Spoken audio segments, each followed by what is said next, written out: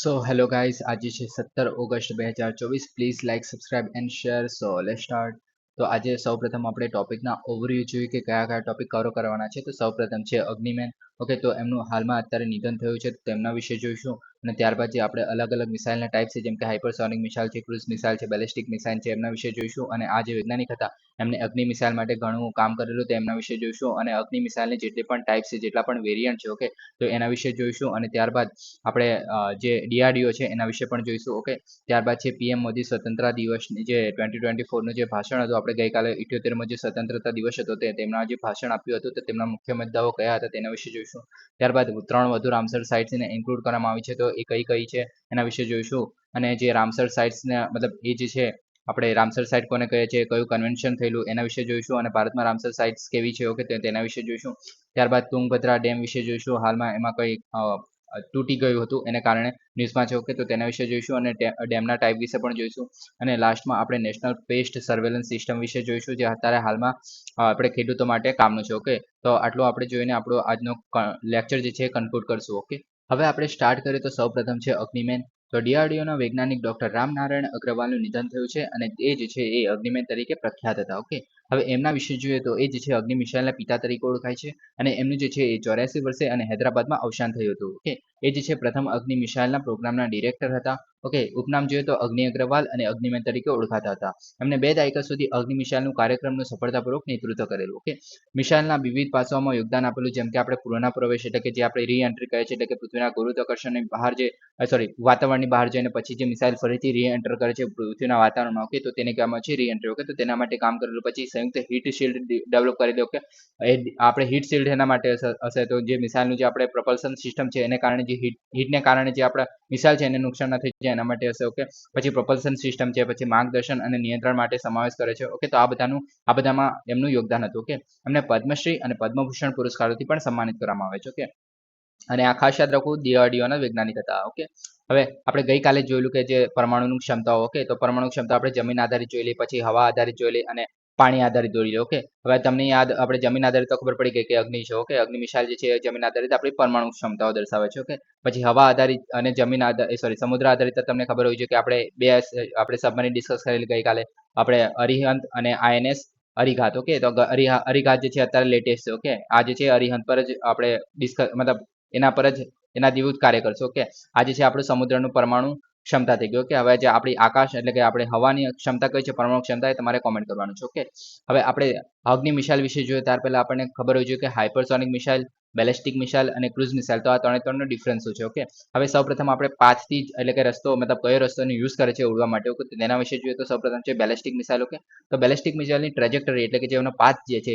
તો આપણે જ્યારે એને લોન્ચ કરીએ છીએ, ઓકે, તો ત્યારે એ જે સૌપ્રથમ એ જે છે પોતાના એન્જિનનો યુઝ કરીને, બેલિસ્ટિક મિસાઇલ પોતાના એન્જિનનો યુઝ કરીને પૃથ્વીના વાતાવરણની બહાર જશે. ઓકે, પૃથ્વીના વાતાવરણની બહાર જઈને, ઓકે, પછી એ જે છે ફરી જે પ્રી ડિસાઇડેડ ટાર્ગેટ એટલે કે પહેલાથી ડિસાઇડેડ જે ટાર્ગેટ હશે તેના પર પહોંચવા માટે પછી ફરીથી રી એન્ટ્રી કરશે વાતાવરણમાં, પૃથ્વીના વાતાવરણમાં. અને જે આ જે છે એ ટાર્ગેટ પર પહોંચવા માટે ગુરુત્વાકર્ષણ બળનો યુઝ કરશે. ઓકે, જે પૃથ્વીનું ગુરુત્વાકર્ષણ બળ છે એનો યુઝ કરીને પછી એ જે ડિસાઇડેડ ટાર્ગેટ હશે તેના પર પડે છે. ઓકે, આ શરૂઆતમાં એન્જિનનો યુઝ કરે છે, પણ જ્યારે આપણે ટાર્ગેટ પર હિટ કરતા હોય છે ત્યારે એ નથી યુઝ કરતું. ઓકે, જ્યારે ક્રુઝ મિસાઇલ છે એ જે છે આપણે પૃથ્વીની જે સપાટી છે એને ઓલમોસ્ટ થોડું ઉપર રહીને ચાલે છે. ઓકે, અને આ જે છે એ મોસ્ટલી એન્જિનનો યુઝ કરે છે જ્યારેથી આપણે લોન્ચ કરીએ છીએ અને જ્યાં સુધી ટાર્ગેટ પર પહોંચે છે ત્યાં સુધી એ પોતાના એન્જિન પર જ નિર્ભર હોય છે ત્યાં ટાર્ગેટ સુધી પહોંચવા માટે. ઓકે, તેને કહેવામાં આવે છે ક્રુઝ મિસાઇલ. ઓકે, અને હાઇપરસોનિક મિસાઇલ જે છે એ પણ એક ક્રુઝ મિસાઇલ જેવું છે, પણ એ જે છે ક્રુઝ મિસાઇલ કરતાં થોડી વધારે ઊંચાઈ પર કામ કરે છે. ઓકે, એ જે છે એ પણ સેમ જે લોન્ચ કરીશું ત્યારથી ટાર્ગેટ પર પહોંચશે ત્યાં સુધી એ પોતાના એન્જિનનો યુઝ કરે છે. ઓકે, એને કહેવામાં આવે છે હાઇપરસોનિક મિસાઇલ, પણ આની જે સ્પીડ છે એ વધારે હશે 5 માક જેટલી. ઓકે, અને આ જે ક્રુઝ મિસાઇલ જે છે એ સબસોનિક મિસાઇલ હશે. ઓકે, અને આ જે છે સબસોનિક બી હોઈ શકે છે અને સુપરસોનિક પણ હોઈ શકે છે. ઓકે, હવે 5 માક એટલે કે 5 મેકની સ્પીડ એ ખાસી વધારે હોય છે કે અવાજ કરતાં 5 ગણી કહી શકાય. ઓકે, એક રીતે. ઓકે, હવે આ જે છે વધુ ઝડપે મુસાફરી કરે છે અને અવાજની ઝડપ કરતાં ઓછામાં ઓછી 5 ગણી છે. ઓકે, પરંપરાગત જે બેલિસ્ટિક મિસાઇલોથી વિપરીત નીચી ઊંચાઈ પર કામ કરે છે. ઓકે, અને તેમને ટ્રેક કરવું મુશ્કેલ બને છે કેમ કે નીચી ઊંચાઈઓ છે. ક્રુઝ મિસાઇલ અને જે હાઇપરસોનિક મિસાઇલ હશે તેમને બંનેને આપણે ટ્રેક કરવું અઘરું બને છે કેમ કે નીચી ઊંચાઈ છે. જે આ બેલિસ્ટિક મિસાઇલ છે એ વાતાવરણની બહાર સુધી જાય છે, તો એને ટ્રેક કરી શકાય છે સેટેલાઇટ દ્વારા, તો બીજો કોઈ આપણે મેથડથી. ઓકે, એને માટે આ જે બેલિસ્ટિક મિસાઇલ કરતાં નીચે ઉડે છે, તમે જોઈ શકો છો. ઓકે, હવે આગળ આ ત્રણનો ડિફરન્સ જોઈએ તો સૌપ્રથમ છે હાઇપરસોનિક ક્રૂઝ મિસાઇલ અને જે બેલિસ્ટિક મિસાઇલ. ઓકે, તો આ જે છે હાઇપરસોનિક એ 5 મેક અથવા તેનાથી વધુ સ્પીડ હશે. ઓકે, આની આ જે ક્રૂઝ મિસાઇલ છે એ સબસોનિક મિસાઇલ છે. ઓકે, એ જે છે ધ્વનિની ગતિ કરતાં ધીમી સ્પીડ ધરાવશે. ઓકે, અને જે બેલિસ્ટિક મિસાઇલ છે એ સબસોનિક હોઈ શકે છે અથવા તો સુપરસોનિક હોઈ શકે છે. ઓકે, હવે જે હાઇપરસોનિક મિસાઇલો છે એમાં એન્જિન ખાસ યાદ રાખો કે એર બ્રીથિંગ એન્જિનનો યુઝ કરે છે. ઓકે, હવે એર બ્રીથિંગ એન્જિન તો આમાં બે પ્રકારના એન્જિન છે, એક રેમજેટ છે અને સ્ક્રેમજેટ છે. ઓકે, રેમજેટ કરતાં જે મતલબ જે સ્ક્રેમજેટ છે એના કરતાં ઉપલું વર્ઝન છે, એટલે સ્ક્રેમજેટ છે અત્યારનું લેટેસ્ટ છે. ઓકે, એના માટે આપણે આ જે હાઇપરસોનિક મિસાઇલ છે તો એના માટે યુઝ કરવામાં આવે છે. ઓકે, પછી ક્રૂઝ મિસાઇલમાં આપણે જેટ એન્જિન અથવા તો ટર્બો જે એન્જિન કહ્યો છે કે તો તેનો યુઝ કરવામાં આવે છે. ઓકે, અને જે બેલિસ્ટિક મિસાઇલો છે તેમાં રોકેટ એન્જિન એનો યુઝ કરવામાં આવે છે. એમાં જે ઘન બળતણ અથવા તો પ્રવાહી બળતણનો યુઝ કરવામાં આવે છે. ઓકે, હવે જે આપણે અગ્નિ મિસાઇલ વિશે જોઈશું તો એમાં આપણે ઘન આપણે જે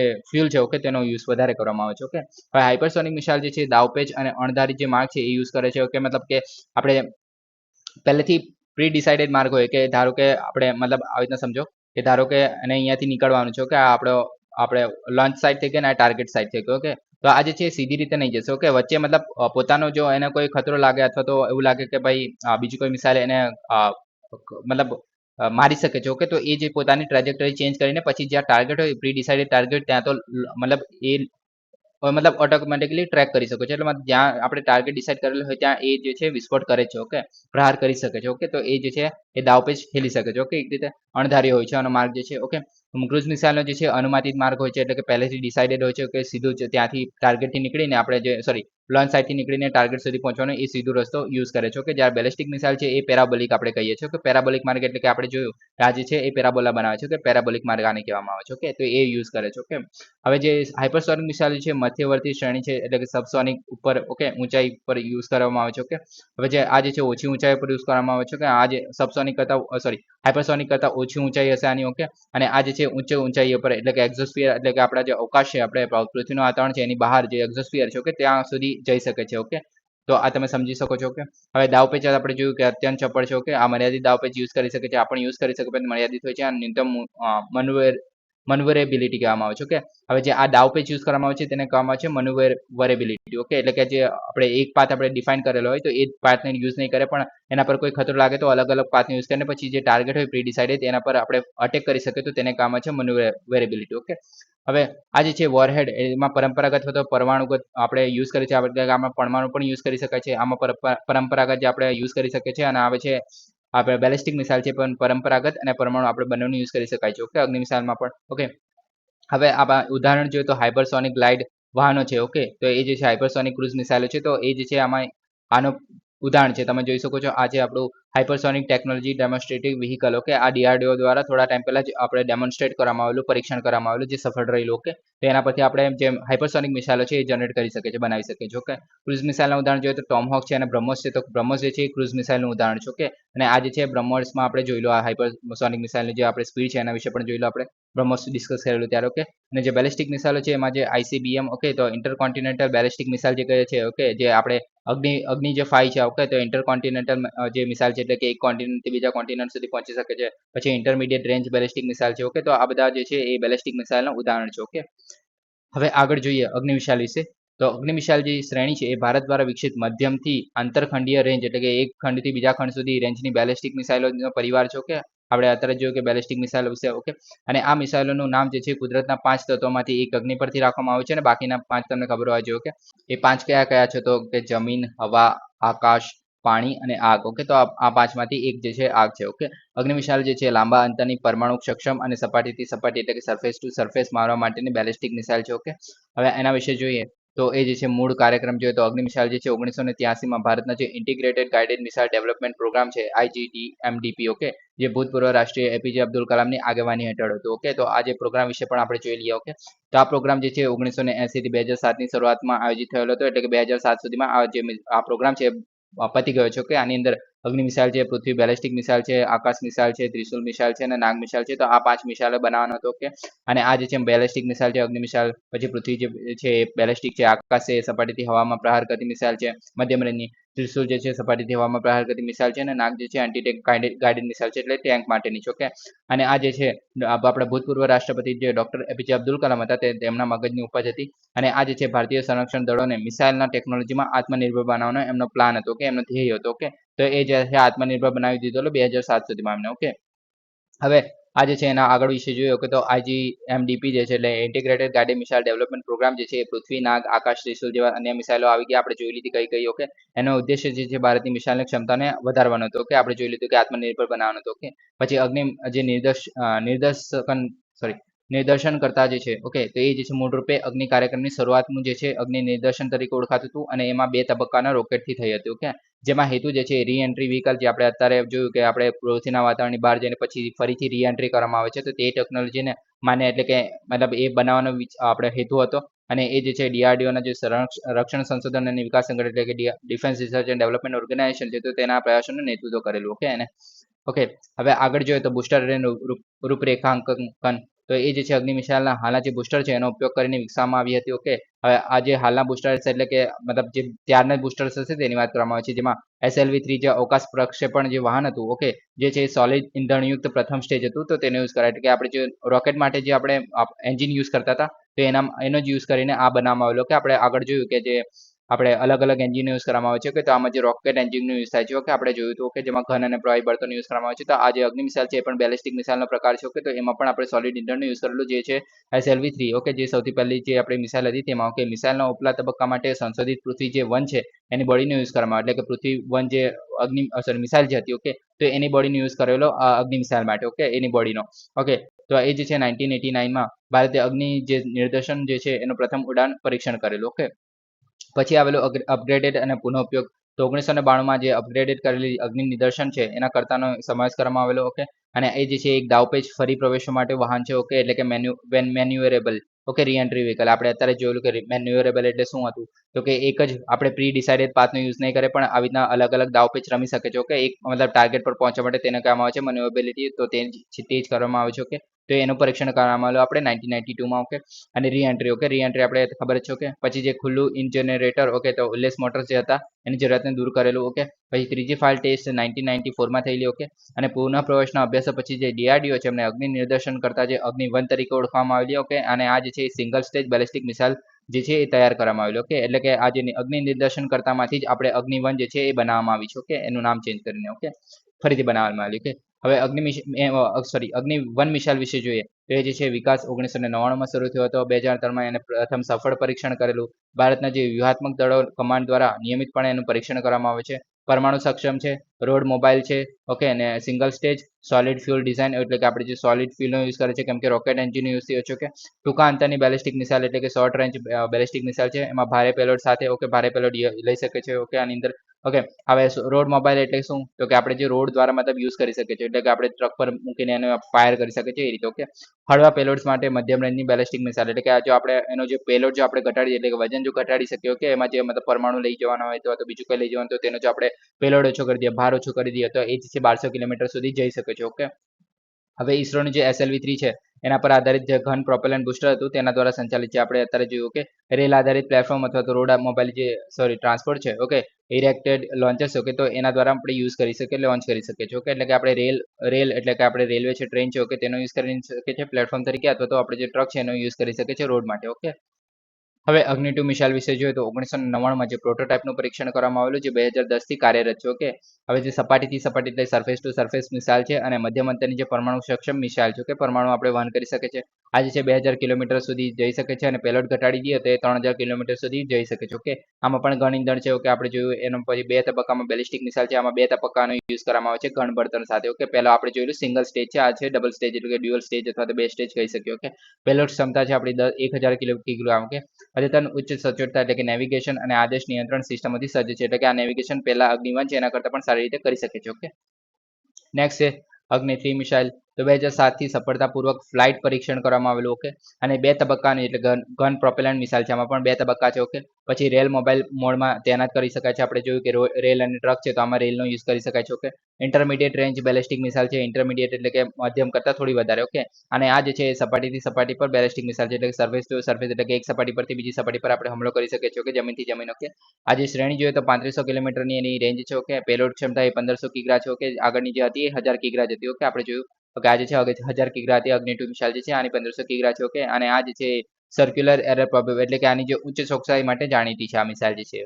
ઓકે, નેક્સ્ટ અગ્નિ 4 મિસાઇલ. ઓકે, તો એ જે છે ઓડિશાના દરિયાકાંઠે 2011માં પ્રથમ વખત પરીક્ષણ કરવામાં આવેલું એનું, અને આ જે છે મધ્યવર્તી અંતરની બેલિસ્ટિક મિસાઇલ છે. ઓકે, આની પેલોડ ક્ષમતા પણ ઘટી ગયેલી, એટલે કે 1000 કિગ્રા હતી, અગ્નિ 3 ની થોડી વધારે હતી, આના કરતાં 1500 હતી. ઓકે, એની શ્રેણી જોઈએ તો 4000 કિલોમીટર, આની લેન્થ વધારે છે. ઓકે, રેન્જ વધારે છે, જ્યારે પેલા અગ્નિ 3 ની છે 3500 હતી અને 4000 છે. ઓકે, સરફેસ ટુ સરફેસ એટલે કે બધી mostly surface two surface missile છે. ઓકે, આમાં પણ 2 તબક્કાનો યુઝ થાય છે, કે એટલે કે 2, 3 અને 4 જે છે એના માટે આપણે સોલિડ આપણે ફ્યુલ છે એનો સિસ્ટમનો યુઝ કરવામાં આવે છે. કે અને આ જે છે એવિયોનિક્સ અને જે ઓનબોર્ડ કમ્પ્યુટર્સ અને ચોક્કસ નેવિગેશન સિસ્ટમથી સજ્જ છે. ઓકે, અગ્નિ 5 વિશે જોઈએ તો એ જે છે એપ્રિલ 2012માં વ્હીલર આઇસલેન્ડ જે છે આ ઓડિશાનું. ઓકે, તો ત્યાંથી પ્રથમ પરીક્ષણ કરવામાં આવેલું સફળતાપૂર્વક. ઓકે, આ જે છે ઇન્ટરકોન્ટિનેન્ટલ બેલિસ્ટિક મિસાઇલ, આ તમે જોઈ શકો છો. આજે સૌ પ્રથમ આપણે અગ્નિ 5 જે મિસાઇલ છે એ સૌ પ્રથમ ઇન્ટરકોન્ટિનેન્ટલ બેલિસ્ટિક મિસાઇલ છે. ઓકે, ધન ઇંધણ સાથે. ઓકે, એટલે કે આપણે એક કોન્ટિનેન્ટ પરથી બીજા કોન્ટિનેન્ટ પર આપણે હુમલો કરવો હોય ત્યારે આ આપણે ઇન્ટરકોન્ટિનેન્ટ બેલિસ્ટિક મિસાઇલથી યુઝ કરી શકીએ છીએ. ઓકે, એટલે મતલબ ઇન્ટરકોન્ટિનેન્ટ એટલે કે જો આપણે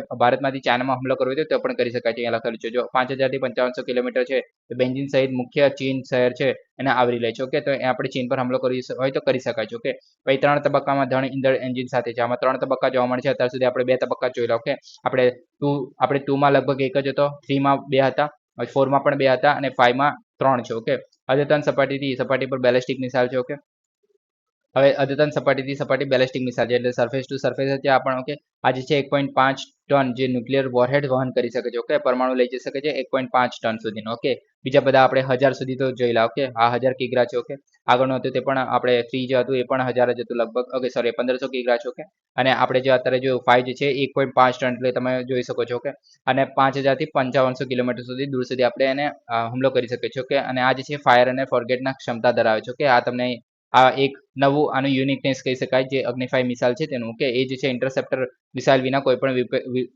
વિક્ષેપ નહીં. ઓકે, એટલે કે જ્યાં સુધી કોઈ ઇન્ટરસેપ્ટર મિસાઇલ એનો પીછો ના કરે, એટલે કે જો દુશ્મન આપણે કોઈના પર હુમલો કર્યો છે. ઓકે, અને એના દેશમાં એન્ટ્રી થતા જે ઇન્ટરસેપ્ટર એની જે મતલબ જે ડિફેન્સ માટેની જે મિસાઇલ છે તેને ખબર પડે કે ભાઈ કોઈ મતલબ અજાણ્યું વ્હીકલ જે છે દેશમાં પ્રવેશી રહ્યું છે, તો જે ઇન્ટરસેપ્ટર જે મિસાઇલ છે એ છોડવામાં આવશે અને એનો પીછો કરીને જો આને બરબાદ કરી શકે, મતલબ જે આપણે અગ્નિ 5 મિસાઇલ છે એના પર ફોડી શકે. ઓકે, મતલબ એને જો નિરસ્ત કરી શકે. ઓકે, તો તેના માટે મતલબ તો જ એ કામ લાગી શકે છે, બાકી આ જે છે કોઈ પણ વિક્ષેપ નહીં પડે. ઓકે, ત્યાં સુધી મતલબ એને કોઈ રોકી ના શકે. ઓકે, નેક્સ્ટ છે અગ્નિ પ્રાઇમ મિસાઇલ. ઓકે, તો જૂન 2021માં પરીક્ષણ કરવામાં આવેલું. ઓકે, અને અગ્નિ શ્રેણીનો છઠ્ઠો અને તાજેતરનો પ્રકાર છે. ઓકે, આ સૌથી લેટેસ્ટ છે. ઓકે, આ જે છે આ નવા પેઢીમાં પરમાણુ સક્ષમ મધ્યમ અંતરની બેલિસ્ટિક મિસાઇલ છે. ઓકે, આ જે છે 2 સ્ટેજ કેનિસ્ટારાઇડ સોલિડ પ્રોપેલન્ટ ડિઝાઇન કરવામાં આવે છે, એટલે કે આની અંદર થોડું અલગ છે અને આની અંદર પણ 2 સ્ટેજ જોવા મળે છે. ઓકે, આ જે છે 1000 થી 2000 કિલોમીટરની રેન્જ 2000 કિલોમીટરની રેન્જ વાળી છે. ઓકે, અને સપાટીથી સપાટી અને મારનાર મિસાઇલ છે. ઓકે,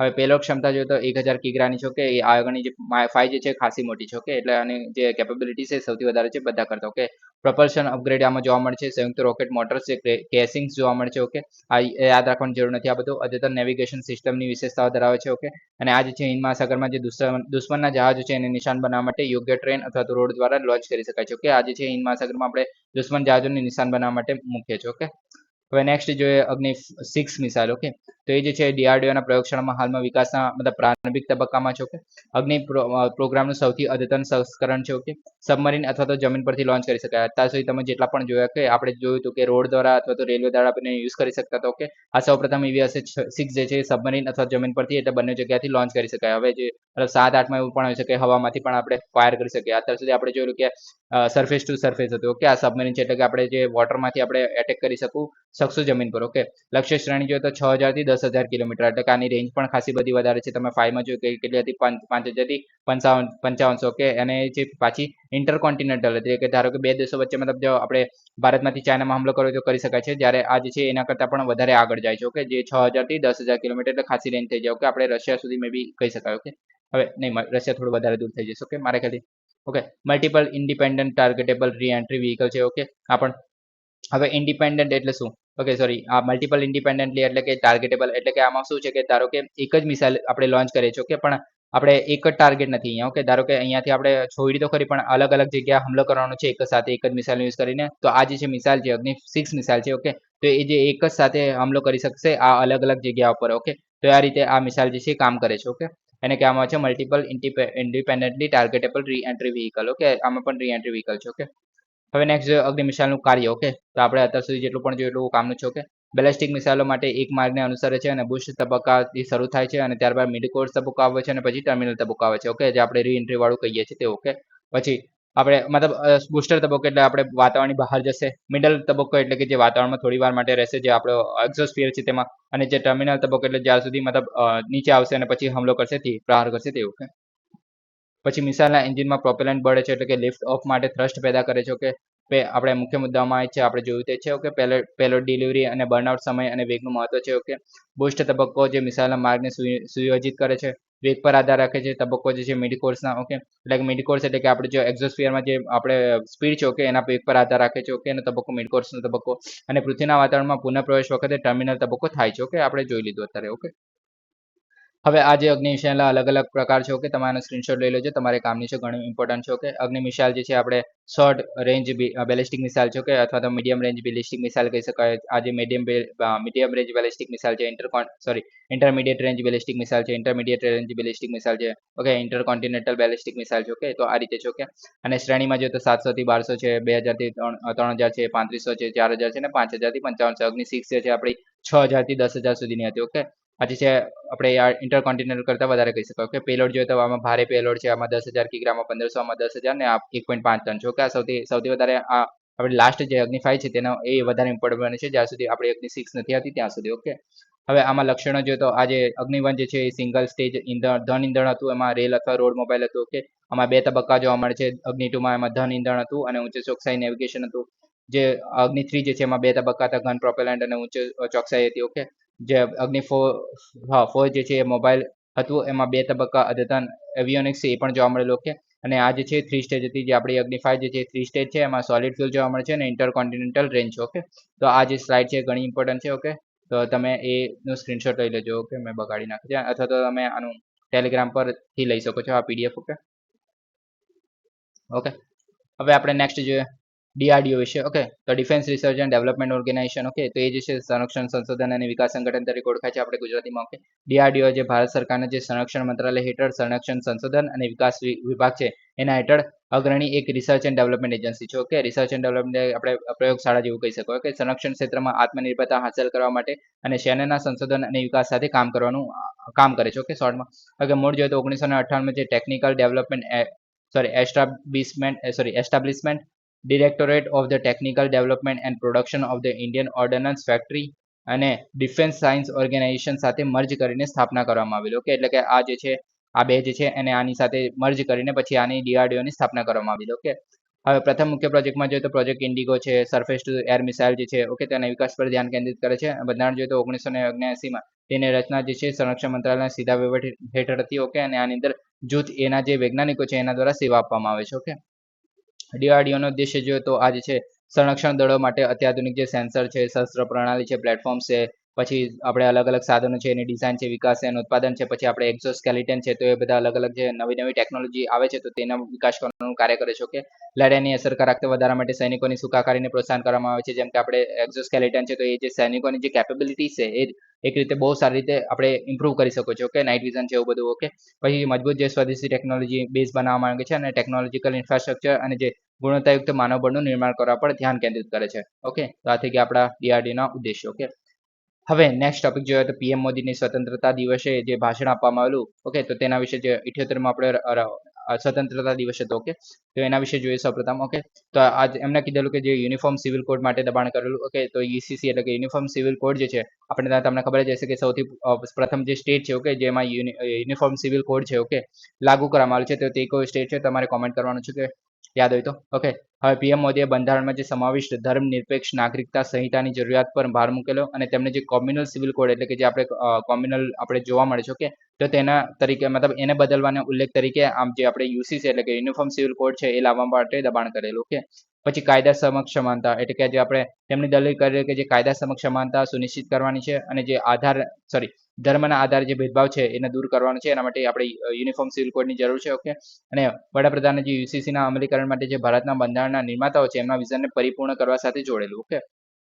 તો આપણા જે મતલબ પ્રધાનમંત્રી છે તો આપણને ખબર હોવી જોઈએ કે એમના દ્વારા શું કહેવામાં આવેલું. ઓકે, પછી જે મહિલા સુરક્ષા વિરોધ અને સમકાલીન મુદ્દાઓની ટીકા, જેમાં મહિલા સુરક્ષા તેમાં આપણે ગઈકાલે મતલબ 15 તારીખ પહેલા જ લગભગ કે જે પશ્ચિમ બંગાળમાં એક ઘટના બની છે. ઓકે, હોસ્પિટલમાં. ઓકે, તો એ ઘટનાને આપણે ઇનડાયરેક્ટલી મતલબ વાત કરેલી પીએમ મોદીએ પણ. ઓકે, અને મહિલા સુરક્ષાના મુદ્દાને પ્રકાશિત કરેલો અને એના માટે જે ઝડપી તપાસ અને દોષિત ઠેરવવાની પણ હાકલ કરી હતી. ઓકે, પછી જો આર્થિક સ્થિરતા તો જે આપણે થોડા દિવસ પહેલા ડિસ્કસ કરેલું કે અદાણી ગ્રુપનો જે હિન્ડરબર્ગ્સ રિસર્ચ જે રિપોર્ટ હતો. ઓકે, તો એને કારણે જે આડકતરી રીતે ઉલ્લેખ કરીને એમને જે આર્થિક રીતે જે અસ્થિર કરવાનો જે હેતુ હતો તો એવા જે અરાજકતા દળો છે ઓકે એની સામે ચેતવણી આપી હતી. ઓકે, પછી ભ્રષ્ટાચાર સામે લડવું તો પીએમએ જે ભ્રષ્ટાચાર સામે લડવાની તેમની પ્રતિબદ્ધતાને પુનરુચ્ચાર કરેલો. ઓકે, અને એમના મતે જે ભ્રષ્ટાચારની ઉજવણી કરનાર જે એમની ટીકા કરેલી અને તેમને કહ્યું કે ભ્રષ્ટાચાર વ્યક્તિઓ છે એમનો પીછો કરવા માટે એમને કોઈ પણ કિંમત સહન કરવા માટે રેડી છે. ઓકે, નેક્સ્ટ જે આંતરરાષ્ટ્રીય સંબંધો જે બાંગ્લાદેશ અત્યારે ન્યૂઝમાં હતું. ઓકે, એમને જે પીએમ જે હસીના છે ઓકે તે બાંગ્લાદેશ મતલબ છોડીને જતા રહ્યા છે તેને કારણે જે બાંગ્લાદેશ એની સ્થિતિ પર ચિંતા વ્યક્ત કરેલી. ઓકે,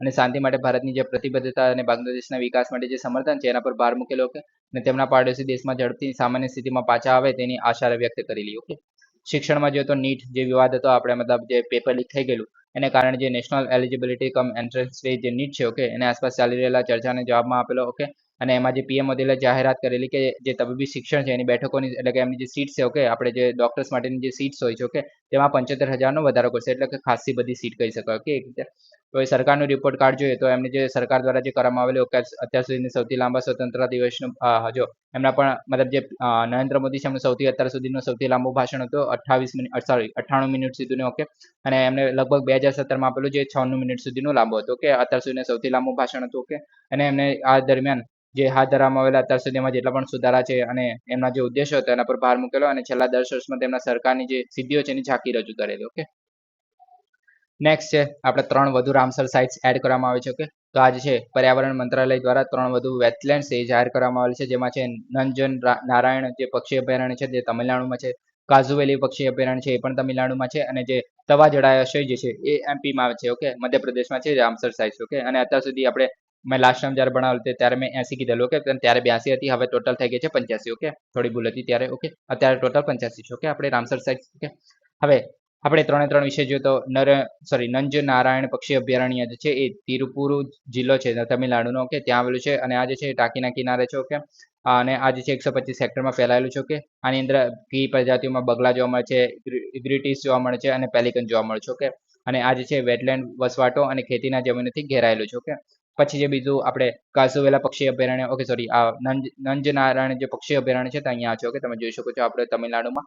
ઓકે, પછી નેક્સ્ટ છે આપણું કાજુવેલી પક્ષી અભયારણ્ય. ઓકે, તો એ જે છે વિલ્લુપુરમ જિલ્લો છે તમિલનાડુનો. ઓકે, ત્યાં આવેલું છે અને બંગાળની ખાડી પાસે ખારા પાણીની ભીની જમીન છે. ઓકે, ત્યાં આવેલું છે અને 5,000 હેક્ટરમાં ફેલાયેલું છે. ઓકે, તમે જોઈ શકો છો આજે આપણે તમિલનાડુમાં. ઓકે, આપણે બંગાળની ખાડીની નજીક. ઓકે, હવે આમાં જોઈએ તો એ જે છે એમાં મુખ્ય આપણે કી પ્રજાતિઓમાં ફ્લેમિંગો છે, પેલિકન છે, સ્ટ્રોક છે અને વોટરફોલ છે. ઓકે, તો આ બધા પક્ષીઓ જોવા મળે છે. ઓકે, ઇકોસિસ્ટમમાં જોઈએ તો મીઠા પાણી અને ખારા પાણીના રહેઠાણોના જે મિશ્રણમાં મેંગ્રુવ્સનો સમાવેશ થાય છે. ઓકે, આનો સમાવેશ થાય છે. ઓકે, આપણે થોડા દિવસ પહેલા ડિસ્કસ કરેલું કે જે આપણે કોરલ રીફ્સ કે આપણે પરવાળાના જે ખડકો છે ક્યાં ક્યાં જોવા મળે છે. ઓકે, તેમાં તમિલનાડુ હતું કે નહીં એ તમે કોમેન્ટ કરજો. ઓકે, હવે આપણે જે લાસ્ટ કે તવાજી રિઝર્વ આવ્યો છે. ઓકે, તવાજી છે આપણે મધ્યપ્રદેશમાં આવેલું છે. ઓકે, જે આપણે સતપુડા જે રેન્જ કહે છે કે સાતપુડા જે રેન્જ કહે છે તેમાં આવેલું છે. ઓકે, તવા જળાશય. ઓકે, તો હોશંગાબાદ જિલ્લો છે મધ્યપ્રદેશનો જે નર્મદા નદીના બેસિન છે એના ભાગમાં જે સાતપુરા પર્વતમાળાની તળેટીમાં આવેલું છે. ઓકે, આ જે છે સાતપુરાના જંગલોથી ઘેરાયેલું છે. ઓકે, અને આમાં જળચર જીવન અને જંગલથી આસપાસનું વાતાવરણ જોવા મળે છે. ઓકે,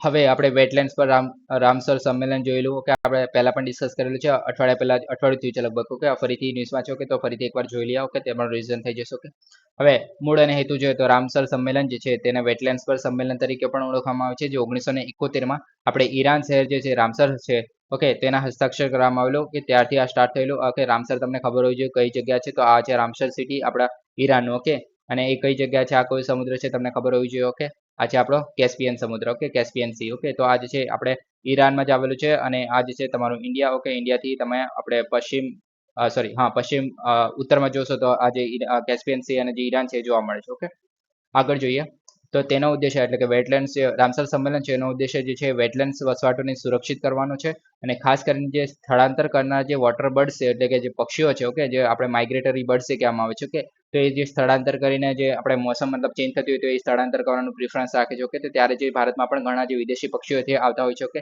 તો તેમના માટે એમને સુરક્ષિત જે વેટલેન્ડ છે એ સુરક્ષિત રાખવી ઘણી ઇમ્પોર્ટન્ટ બને છે. ઓકે એમના આપણે સર્વાઈવલ માટે. ઓકે સંમેલન માટે વાટાઘાટો છે 1960ના દાયકામાંથી શરૂ થઈ ગઈ હતી. ઓકે મુખ્ય મુદ્દાઓમાં જોઈએ તો તારીખ જે છે એ યાદ રાખવાની છે કે સંમેલન છે 1975માં અમલમાં આવેલું. આ યાદ રાખવું ઘણું ઇમ્પોર્ટન્ટ છે. ઓકે અને આપણે એના જ માનમાં આપણે આંતરરાષ્ટ્રીય વેટલેન્ડ્સ ડે ઉજવવામાં આવે છે 2 ફેબ્રુઆરી. ઓકે 2 ફેબ્રુઆરી ઓકે 1975માં આપણે સંમેલન આવેલું. ઓકે અને 2 ફેબ્રુઆરીને આપણે ઉજવીએ છીએ આંતરરાષ્ટ્રીય વેટલેન્ડ દિવસ તરીકે. ઓકે આગળ જોઈએ તેમાં સહયોગી સંસ્થા આ યાદ રાખવાની છે international union for the conservation of nature IUCN. Okay પછી બર્ડ લાઈફ ઇન્ટરનેશનલ. ઓકે આ જે છે આપણો મુંબઈ બોમ્બે હિસ્ટ્રી કલ્ચર એવું કંઈ છે. ઓકે એક સોસાયટી છે. ઓકે તો તે જે છે આના હેઠળ કામ કરે છે બર્ડ લાઈફ ઇન્ટરનેશનલ. ઓકે પછી જે આંતરરાષ્ટ્રીય જળ વ્યવસ્થાપન સંસ્થા. ઓકે પછી વેટલેન્ડ ઇન્ટરનેશનલ અને wild life four wild fall and wetland trust. Okay તો આ છે. ઓકે પછી જે world wild fund international. Okay તો આ જે છ સંસ્થા છે. ઓકે તો આમાં મતલબ તમે એટલીસ્ટ આઈડિયા હોવો જોઈએ કે આ છ સંસ્થાઓ જે છે આના સહયોગ તરીકે કામ કરે છે. ઓકે પૂછાઈ શકે છે. ઓકે સંમેલનમાં 3 સ્તંભો જોઈએ તો સમજદારીપૂર્વક ઉપયોગ કરવાનું છે, જેમાં કરાર કરનાર છે પક્ષો જે છે એમને વેટલેન્ડનો સમજદારીપૂર્વક ઉપયોગ કરવાનો છે. ઓકે એટલે કે કોઈ નુકસાન ના થાય એ રીતે. પછી આંતરરાષ્ટ્રીય મહત્વના જે વેટલેન્ડ છે જેમાં રામસર સૂચિ તરીકે સૂચિબદ્ધ કરવામાં આવે છે. ઓકે જે યોગ્ય વેટલેન્ડ હશે તો. ઓકે અને આંતરરાષ્ટ્રીય સહકાર એટલે કે આંતર જે સરહદી વેટલેન્ડ એટલે કે એક દેશ અથવા તો બે રાજ્યો વચ્ચેના જો કોઈ વેટલેન્ડ હોય તેમાં વહેંચાયેલી પ્રજાતિઓ પર સહયોગ કરવાનો છે, એટલે કે બંને સાથે મળીને સાચવવાનું છે એ રીતે. ઓકે હવે રામસર સાઇટ્સ વિશે જોઈએ તો વ્યાખ્યામાં તો રામસર સાઇટ જે છે રામસર સંમેલન હેઠળ સૂચિબદ્ધ કોઈ પણ વેટલેન્ડ હોઈ શકે છે એનો ઉલ્લેખ કરે છે, જેનો ઉદ્દેશ્ય જે છે કુદરતી સંસાધનોનો ટકાઉ ઉપયોગ. કે આપણે જે સસ્ટેનેબલ ડેવલપમેન્ટ જે કહે છે તે રીતે ટકાઉ ઉપયોગનો અને બચાવવાનો અને પ્રોત્સાહન આપવાનો છે. ઓકે હોદ્દા અને પ્રક્રિયા જોઈએ તો જ્યારે કોઈ પણ દેશ રામસર સંમેલનમાં જોડાય છે. ઓકે ત્યારે જે આંતરરાષ્ટ્રીય મહત્વની જે વેટલેન્ડ્સ હશે એટલે કે જે ઇન્ટરનેશનલ મહત્વની જે વેટલેન્ડ્સ હશે. ઓકે તો એનામાં એ સૂચિમાં ઓછામાં ઓછી એક વેટલેન્ડ જે છે એ સાઇટને નિયુક્ત કરવી પડશે જો આ રામસર સંમેલનમાં જોડાય છે તો. ઓકે હવે રામસર સૂચિમાં સમાવેશ એ સ્થળ પણ પર્યાવરણીય પાત્રતાને જાળવવા માટે સરકારની પ્રતિબદ્ધતા દર્શાવે છે. ઓકે એટલે કે આપણે મતલબ જો રામસર સાઇટમાં એડ કરવામાં આવે. ઓકે તો તે પછી એમને સરકારની જવાબદારી બને છે કે એને સાચવવામાં આવે. ઓકે હવે કઈ વસ્તુને આપણે રામસર સાઇટ તરીકે એડ કરી શકીએ છીએ. ઓકે તેમાં છે સરોવર અને નદીઓ છે, ભૂગર્ભ જળચર છે, પછી સ્વેમ્પ અને માર્શિસ છે, ભીના ઘાસના મેદાનો છે, પીટલેન્ડ છે, ઓસિસ છે, નદી મુખો છે, ડેલ્ટા છે, ભરતી ડેલ્ટા ફ્લેટ છે. ઓકે મેંગ્રુવ છે અને અન્ય દરિયાઈ કાંઠાના વિસ્તારો છે, પરવાળાના ખડકો છે, જળાશયો છે અને મીઠાના તળાવો છે. ઓકે અને જે તમામ માનવ નિર્મિત જેટલા પણ સ્થળો છે. ઓકે જેમ કે માછીના તળાવો, ચોખાના ડાંગરો આ નથી યુઝ કરવામાં આવતું. ઓકે અત્યારે આને કાઢી નાખવામાં આવે છે. જે ચોખાના મતલબ ખેતરો જોવા મળે છે. ઓકે તો જે મતલબ તળાવ જેવું જોવા મળે છે તેનો સમાવેશ થતો હતો પણ અત્યારે નથી કરવામાં આવતો. ઓકે ને એટલે જાણી જોઈને જ રાખ્યો હતો. ઓકે હવે મોટ્રેક્સ રેકોર્ડમાં જોઈએ તો રામસર સાઇટ જે છે મોટ્રેક્સ રેકોર્ડ દ્વારા ટ્રેક કરવામાં આવે છે. આ ઇમ્પોર્ટન્ટ રેકોર્ડ છે. ઓકે કેવી રીતના ઇમ્પોર્ટન્ટ છે ત્યારે ખબર પડી જશે. ઓકે આમાં જે છે ઇકોલોજીકલ ફેરફાર પર નજર રાખે છે. ઓકે કેવા ઇકોલોજીકલ ફેરફાર તો કે જ્યારે મોટ્રેક્સ રેકોર્ડમાં એવી વેટલેન્ડનો સમાવેશ કરવામાં આવે છે એટલે કે રામસર સાઇટમાં જે એડ કરેલી જે આપણે વેટલેન્ડ છે. ઓકે તેમાં જો કોઈ તકનીકી વિકાસ, પ્રદૂષણ અથવા તો અન્ય માનવ હસ્તક્ષેપ જોવા મળે છે તો એને કારણે જે પર્યાવરણીય પાત્ર છે મતલબ એનું જે નેચરલ એન્વાયરમેન્ટ હતું. ઓકે એમાં જ ફેરફાર થાય છે. ઓકે અને એ ફેરફારને કારણે જે રામસર સાઇટ્સ હોય છે એમાંથી કાઢીને પછી આપણે મોન્ટ્રેક્સ જે રેકોર્ડ છે એમાં નાખી દેવામાં આવે છે. એ રીતે મતલબ જે એની પરિસ્થિતિ છે બગડી ગઈ છે એ રીતે આને દર્શાવવામાં આવે છે તો મોન્ટ્રેક્સ રેકોર્ડને. ઓકે હવે હાલમાં ભારતમાં જે વેટલેન્ડ છે જે મોન્ટ્રેક્સ રેકોર્ડ છે. ઓકે એમાં 2 છે. ઓકે કેવલાદેવ નેશનલ પાર્ક જે રાજસ્થાનનું છે. ઓકે તે છે અને જે લોકતક લેક મણિપુરનું છે. ઓકે તો આ બે જે આપણે વેટલેન્ડ છે. ઓકે તે એ જે છે આપણે રામસર સાઇટમાંથી નીકળીને મોન્ટ્રેક્સ જે રેકોર્ડ છે એમાં નાખી દેવામાં આવી છે કેમ કે એમની જે પરિસ્થિતિ છે બગડી છે એના માટે. ઓકે અને આના પહેલા પણ આપણે જે ચિલ્કા લેક છે ઓડિશાનું. ઓકે તે પણ આ મોન્ટ્રેક્સ રેકોર્ડમાં હતું. ઓકે પણ એ જે છે એ બહાર નીકળી ગયું છે અત્યારે. ઓકે મતલબ એની પરિસ્થિતિ સુધરી ગઈ છે અને કારણે એને મોન્ટ્રેક્સ રેકોર્ડ છે એમાંથી બહાર કાઢી નાખવામાં આવ્યું છે. ઓકે વૈશ્વિક સંદર્ભમાં જોઈએ તો વિશ્વભરમાં જે 171 જે દેશો છે. ઓકે એમાંથી 2400 થી જેટલી વધુ રામસર સાઇટ છે અને મેક્સિકો જે છે એ 2.5 મિલિયન ચોરસ કિલોમીટર સાથે સૌથી વધુ જે રામસર સાઇટ છે એ જોવા મળે છે. ઓકે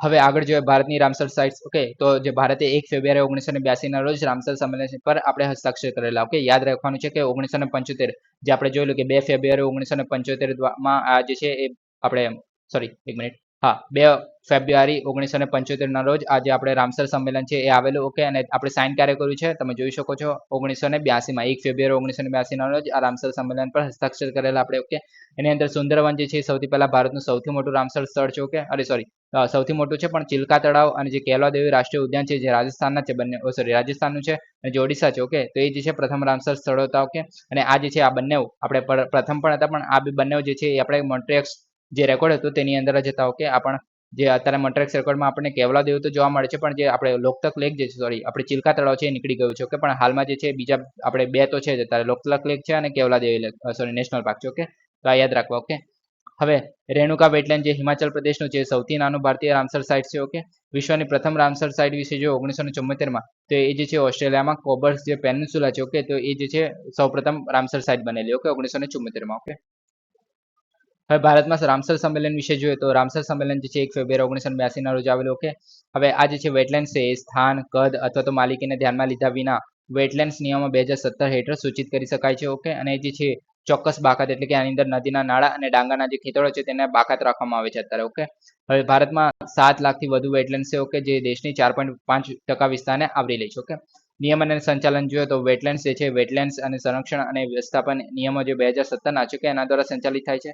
અને વર્તમાન સ્થિતિ જોઈએ તો 2024 સુધીમાં ભારતમાં રામસર સંમેલન હેઠળ અત્યારે આપણે 85 થઈ ગયા, પહેલા 82 હતા. ઓકે, અહીંયા મેં ભૂલ કરેલી કે લાસ્ટ ટાઈમ મેં 80 કીધેલું. ઓકે, 80 નતા 82 હતા અહીંયા. ઓકે, અને અત્યારે 3 એડ થઈ એટલે અત્યારે 85 થઈ ગયા છે. ઓકે, હવે આ જે છે આપણી ટોટલ 82 જેટલી રામસર સાઇટ છે. તમે વાંચવું હોય તો વાંચી શકો છો. આમાં જે નવી છે એ નથી એડ થઈ છે. ઓકે, હવે તુંગભદ્રા નદી વિશે જોઈએ તો 71 વર્ષ જૂના જે તુંગભદ્રા ડેમ છે એનો 19માં જે ક્રેસ્ટ ગેટ હતું એ તાજેતરમાં તૂટી પડ્યો હતો, જેના કારણે કર્ણાટક અને આંધ્રપ્રદેશમાં પૂરની ચેતવણી આપવામાં આવી હતી. ઓકે, હવે આ તુંગભદ્રા ડેમ વિશે જોઈએ તો એ જે છે એ ભારતના કર્ણાટકમાં હોસાપેટે જે કોપ્પલ સંગમ છે ત્યાં તુંગભદ્રા નદી પર જે આ બાંધ બાંધવામાં આવેલો છે એક બહુહેતુકી જળાશય છે. ઓકે, આ રાજ્ય માટે જે આપણે સિંચાઈ વીજળી ઉત્પાદન અને પૂર નિયંત્રણ જેવા હેતુઓ પૂરા કરે છે. કે આજે પંપા સાગર જે છે એ તરીકે પણ ઓળખવામાં આવે છે કેમ કે પાછળ જે સાગર જેવું રચાય છે એના કારણે. ઓકે, હવે આ જે છે ભારતનો સૌથી મોટો પથ્થરનો ચણતર બંધ છે. ઓકે, આ યાદ રાખવું સૌથી મોટો પથ્થરનો ચણતર બંધ છે અને આ જે છે માત્ર 2 જે નોન સિમેન્ટ બંધો છે એમાંથી એક છે. ઓકે, નોન સિમેન્ટ એટલે કે સિમેન્ટનો યુઝ નથી કર્યો બનાવતી વખતે. ઓકે, અને બીજો જે ડેમ છે જે મુલ્લા પેરિયાર ડેમ જે કેરળનો છે. ઓકે, તો એ જે બીજો ડેમ છે. ઓકે, જે નોન સિમેન્ટ છે. ઓકે, અને આ જે છે તુંગભદ્રા ડેમ જે છે એ પણ નોન સિમેન્ટ છે. ઓકે, આની અંદર જે સુરકી મોટારનો યુઝ કરવામાં આવે છે. સુરકી મોટાર એટલે કે જે કાદવ અને જે ચૂનાના પથ્થર છે એના મિશ્રણનો યુઝ કરીને પછી આપણે સિમેન્ટની જગ્યાએ આ વસ્તુનો યુઝ કરવામાં આવે છે જેને કહેવામાં આવે છે સુરકી મોટાર. ઓકે, તો એ જે છે બાંધકામ દરમિયાન યુઝ કરવામાં આવે છે. ઓકે, તમે જોઈ શકો છો આપણે આ તુંગભદ્રા નદી છે. ઓકે, આજે આપણો કર્ણાટક છે. ઓકે, અને આંધ્રપ્રદેશ છે. ઓકે, હવે આગળ જોઈએ તો શરૂઆતના પહેલા જે હૈદરાબાદ રાજ્ય અને જે મદ્રાસ પ્રેસિડેન્સી હતી તો એના જે સંયુક્ત પ્રોજેક્ટ હતો આ બંનેનો. ઓકે, અને 1950માં જે ભારતના બંધારણ પ્રજાસત્તાક બન્યા પછી જે મૈસૂર અને હૈદરાબાદ જે સરકારો છે એના વચ્ચે એક સંયુક્ત પ્રોજેક્ટ બની ગયેલો. ઓકે, બાંધકામ જે છે 1953માં પૂર્ણ થયેલું. આજે છે 70 વર્ષથી વધુ સમયથી આ કસોટી પર ઉભો છે. ઓકે, અને હજુ પણ ઘણા દાયકા સુધી ચાલશે. ઓકે, આમાં જે મુખ્ય આર્કિટેક્ટ હતા વેપા કૃષ્ણમૂર્તિ, પલ્લી મલ્લી પૈપૈયા હૈદરાબાદના હતા અને તિરુમલા આયંગર. ઓકે, મદ્રાસના હતા એ પણ. અને ઠેકેદારમાં કોનર તેલંગાણા અને વેંકટરેડા મુલ્લા મલ્લા. ઓકે, તો આ હતા. ઓકે, આ યાદ રાખવાની જરૂર નથી આપણે. ઓકે, આપણે ખાલી કઈ નદી પર આવેલું છે તે મહત્વનું છે. ઓકે,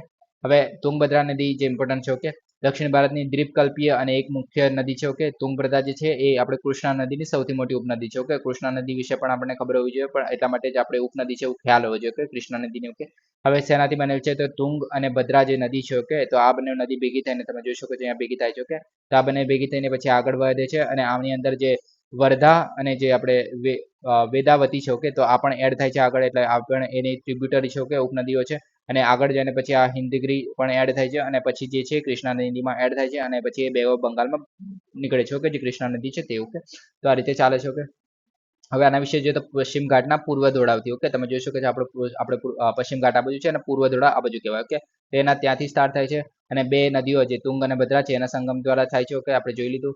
ઓકે, એમાં કર્ણાટકના જે સિગોમા જિલ્લા છે એમાં કુડલી ખાતે નદીમાં ભળે છે અને તુંગભદ્રા નદી જન્મે છે. ઓકે, આ કર્ણાટકમાં છે. ઓકે, હવે આંધ્રપ્રદેશમાં જ્યારે સંગમલેશ્વર છે ત્યાં ખાતે આ કૃષ્ણા નદીમાં એડ થાય છે અને ત્યાર પહેલા ઉત્તર પશ્ચિમમાં વહે છે. ઓકે, તમે જોઈ શકો છો ઉત્તર અને પશ્ચિમ. ઓકે, હવે આપણે કૃષ્ણા નદી આખરે જે બંગાળની ખાડીમાં જાય છે. ઓકે, આની આપણી આટલી લંબાઈ છે, આટલું કેચમેન્ટ એરિયા છે, યાદ રાખવાની જરૂર નથી. કર્ણાટક અને આંધ્રપ્રદેશ રાજ્યમાં વહે છે. આ ઇમ્પોર્ટન્ટ બને છે. ઓકે, હવે મુખ્યત્વે દક્ષિણ પશ્ચિમ ચોમાસાથી પ્રભાવિત છે. ઓકે, વર્ધા નદી અને હંગારી જે વેદાથી નદી છે. ઓકે, તેમાં આવે છે. મુખ્ય ઉપનદીઓ છે તુંગભદ્રાની. ઓકે, તુંગા અનિકેત ડેમ છે, ભદ્રા ડેમ છે, હેમાવતી ડેમ છે, અલબત્ત જે તુંગભદ્રા ડેમ છે, તો એના સાથે મતલબ આટલા ડેમો જોવા મળે છે આ નદી પર. ઓકે, ઐતિહાસિક મહત્વ જોઈએ તો હિન્દુઓની તુંગભદ્રા નદી છે પવિત્ર માને છે, અને જે રામાયણમાં એમને પંપા તરીકે ઓળખવામાં આવતી હતી. આ એટલા માટે ઇમ્પોર્ટન્ટ માને છે. ઓકે, રામાયણમાં પંપા તરીકે ઓળખાતો હતો, ઉલ્લેખ હતો. ઓકે, આ નદીનો ઐતિહાસિક સમયમાં જોઈએ તો આ નદી છે વર્ધા નદી તરીકે જાણીતી હતી. ઓકે, વિજયનગર સામ્રાજ્ય માટે પાણીના સ્ત્રોત તરીકે નિર્ણાયક ભૂમિકા ભજવતી હતી, અને તેણે 14મી થી 17મી સદી સુધી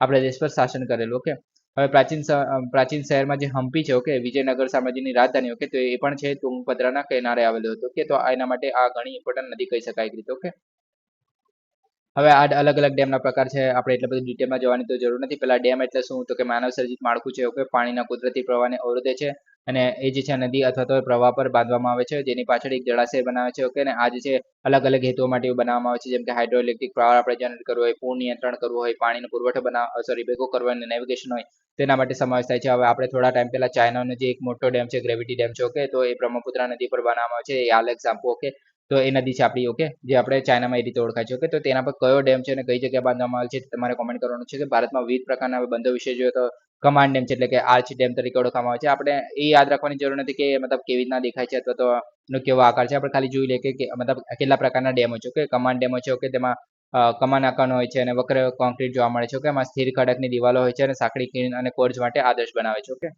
હવે જે ગ્રેવિટી ડેમ છે એ કોન્ક્રીટ અથવા તો પથ્થરથી બનેલો હોય છે, તેના વજન પર આધાર રાખે છે. ઓકે, ગ્રેવિટી ડેમ છે એટલે ભારત એના પર જ આધાર રાખે છે, અને સ્વસહાયક અને સ્થિર હોય છે. ઓકે, આર્ક ગ્રેવિટી ડેમ છે એટલે કે આપણે પહેલું અને બીજી જોયું તે બંનેને જે પણ આપણે સ્પેસિફિકેશન છે તેનો યુઝ કરીને જે આર્ક ગ્રેવિટી ડેમ બનાવી શકાય છે. ઓકે, પછી બેરેજ જે છે મોટા દરવાજાવાળા લો હેન્ડ ડાયવર્ઝન ડેમ છે. ઓકે, ડાયવર્ઝન આપવા માટે હોય છે અને સિંચાઈ માટે નદીના સ્તરે ઉપરની તરફ સ્થિર કરે છે. ઓકે, પછી પાડ બંધારો. ઓકે, તો એ જે છે માટી, રેતી, ખડકો અને સંકુચિત રીતે બનાવીને મોટી કૃત્રિમ રચનાઓ બને છે. ઓકે, અને આ છે ગાઢ, અભેદ, કોર અને જે અર્ધ પારિવિષયક છે એ સપાટી પર બનાવી શકો છો. ઓકે, પછી રોકફિલ ડેમ એટલે કે આપણે જે અત્યારે બે મોટા મોટા ડેમો જોયા કે તુંગભદ્રા ડેમ. ઓકે, તો એ પણ એક રીતે રોકફિલ ડેમ કહી શકાય કે મોટા ખડકો છે એના દાણાદાર પૃથ્વીના કોમ્પેક્ટ કરીને બનાવવામાં આવે છે અને સ્થિરતા અને ડ્રેનેજ ક્ષમતા પૂરી પાડે છે. ઓકે, પછી કોન્ક્રીટ ફેસ રોકફિલ ડેમ. ઓકે, તો આ પણ છે એ પણ કોન્ક્રીટ સ્લેબ સાથે રોકફિલ સામગ્રીઓને જોડે છે અને કોન્ક્રીટ લેયર લીકેજને અટકાવે છે. ઓકે, આમાં લીકેજ થઈ શકે છે, આમાં લીકેજ નહીં થાય. ઓકે, આ બધા એકદમ યાદ રાખવાની જરૂર નથી. આપણે ખાલી જોઈએ છે કે કયા કયા ટાઈપ છે. ઓકે, ધરતીપરો એટલે કે જે આપણે એક અર્થ ડેમ કહી શકાય. ઓકે, જે માટી ડેમ તરીકે ઓળખવામાં આવે છે. ઓકે, આ જે છે કોમ્પેક્ટેડ પૃથ્વીની સામગ્રી એટલે કે પૃથ્વીની જે આપણે માટી છે તેનો ઉપયોગ કરીને બનાવવામાં આવે છે, અને આમાં સીપેજ પાણી એકત્રિત કરવા માટે ડ્રેઇન લેયરનો સમાવેશ કરવામાં આવે છે. ઓકે, હવે આની સ્પેસિફિકેશન યાદ રાખવાની પણ જરૂર નથી, ખાલી કેટલા ટાઈપ છે અને ખાલી ઉપર ખ્યાલ હોવો જોઈએ કે કેટલા પ્રકારના આપણે ડેમ જોવા મળે છે. ઓકે, નેક્સ્ટ જોઈએ national paste surveillance system. Okay, NPSS.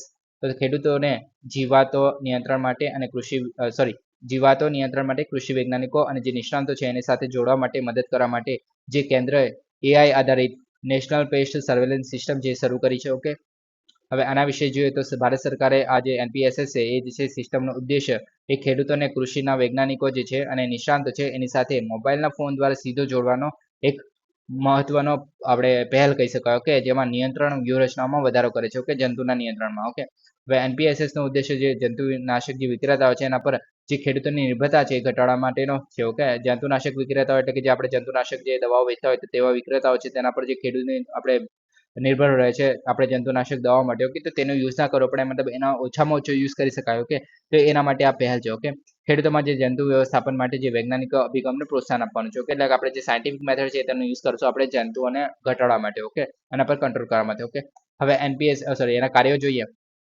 તો NPSS જે છે અસરકારક જંતુ નિયંત્રણ માટે વાસ્તવિક સમયના જે ડેટા છે એનું વિશ્લેષણ કરવા માટે AI ટેલ્સનો ઉપયોગ કરે છે. ઓકે, હવે ખેડૂતો છે તેમના ફોનનો ઉપયોગ કરીને જે આ ઉપદ્રવિક જે પાક છે અથવા તો જંતુઓ છે એને ફોટોગ્રાફ મોકલશે. ઓકે, જે આપણા વિશ્લેષણ માટે અને નિષ્ણાંતોને મોકલવામાં આવશે. ઓકે, જે આપણે મતલબ ફોટો મોકલવામાં આવશે નિષ્ણાંતો અથવા વૈજ્ઞાનિકોને અને આ જે નિષ્ણાતો છે ફોટો જોઈને મતલબ એમ પર આપણે કામ કરી શકશે. પછી એમાં ખેડૂતોને યોગ્ય સમયે જંતુનાશકનો યોગ્ય માત્રામાં આ ઇમ્પોર્ટન્ટ બને છે કે યોગ્ય માત્રામાં ઓકે જંતુનાશક નાખતા તો હોય છે પણ એનું કોઈ લિમિટેશન નથી હોતું કે પણ જ્યારે આપણે ફોટો યુઝ કરીને આપણે મતલબ વૈજ્ઞાનિકોને મોકલે તે ફોટા પરથી અંદાજો કાઢી શકે છે કે તે માત્રામાં રોગ હશે અને કેટલો આપણે જંતુનાશકનો ઉપયોગ કરવો જોઈએ એ રીતે ઓકે તેના માટે જે સચોટ જંતુઓ છે એની ઓળખ સુનિશ્ચિત કરે છે ઓકે અને એના માટે પાછું AI નો પણ યુઝ કરે છે ઓકે તો એ રીતે આપણે પ્રોપર ચોકસાઈ આવશે ઓકે ખેડૂતો પર અસર જોઈએ તો આ સિસ્ટમથી સમગ્ર ભારતમાં લગભગ 14 કરોડ ખેડૂતોને લાભ થશે ઓકે આ ઇમ્પોર્ટન્ટ પોઈન્ટ બની જાય છે 14 કરોડ એટલે ખાસી મોટી સંખ્યા કહેવાય ઓકે તેનો ઉદ્દેશ્ય જે છે પાકની ઉપજ વધારવા વૈજ્ઞાનિકો અને જંતુ વ્યવસ્થાપન દ્વારા પાકની ગુણવત્તામાં સુધારો કરવાનો છે ઓકે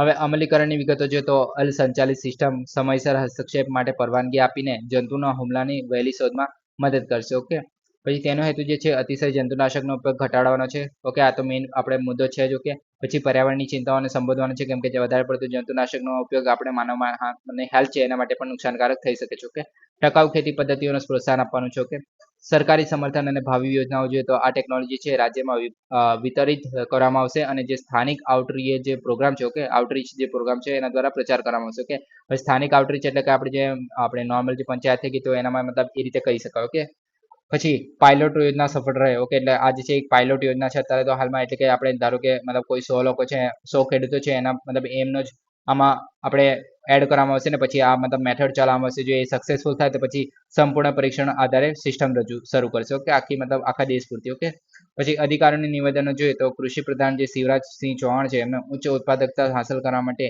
ખેડૂતોને ટેકો આપવા માટે જે ટેકનોલોજીકલ ભૂમિ આપવા પર ભાર મૂક્યો હતો ઓકે સો ગાઈઝ આજ માટે આટલું જ please subscribe like and share અને ફીડબેક હોય તો પ્લીઝ શેર કરજો કોઈ મતલબ સુધારવાની જરૂર હોય અથવા તો કોઈ એડ કરવાની જરૂર હોય અથવા મારી જે બોલવાની સ્પીડ અથવા તો કોઈ બીજી કોઈ પ્રોબ્લેમ્સ હોય કે તો તેના વિશે મને કહી શકો છો હું ઇમ્પ્રુવમેન્ટ કરવાની ટ્રાય કરીશ okay thank you for listening જય હિન્દ વંદે માતરમ